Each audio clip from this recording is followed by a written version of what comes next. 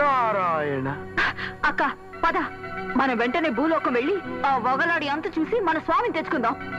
చెల్లి, స్వామి అనుగ్రహం పొందాలంటే ఆగ్రహం కూడదు, మంచి మాటలతో. ఇలా సహనం వహించే సమతుల్ని తెచ్చుకున్నావమ్మా. నేను కూడా వస్తాను. స్వామి వారిని నిలదీసి అడుగుదాం పదండి. అవునక్క పద.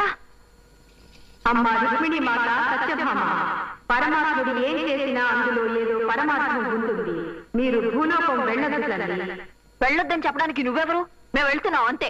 భూలోకానికి వెళితే మీకున్న శక్తులన్నీ పోతాయి. మీరు కూడా మామూలు మానవులైపోతారు.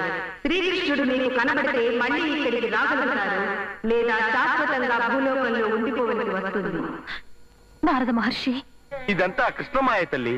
మనం భూలోకం వెళితే తన గుట్టు రట్టవుతుందని శ్రీకృష్ణ వారు ఆడుతున్న నాటకం తల్లి.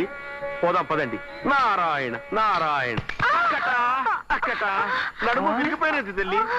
నాటకాలు మన దగ్గరికి వచ్చారేంట్రా? సినిమాలు టీవీలు వచ్చిన తర్వాత పాపం నాటకాల పరిస్థితి కూడా మన లెవెల్కి పడిపోయిందిరా.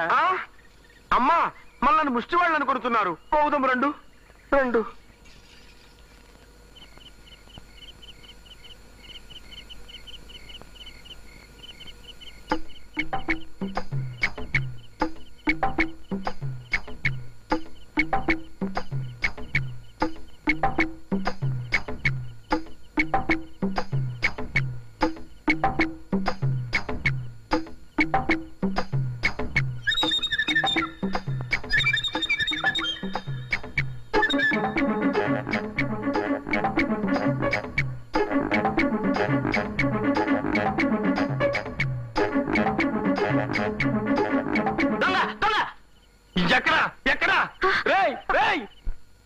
ఎంత ధైర్యం రా నీకు?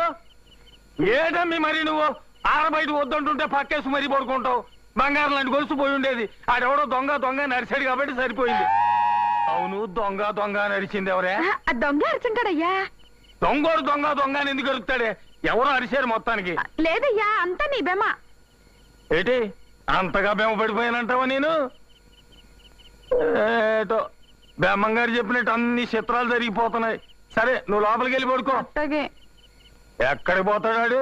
నా కూతురు అనుకుని గొలుసు కత్తిరించడానికి వస్తాడు. అప్పుడు చెప్తాను ఆడి సంగతి. నీతో ఏదో అందామనిపిస్తోంది ఎప్పుడు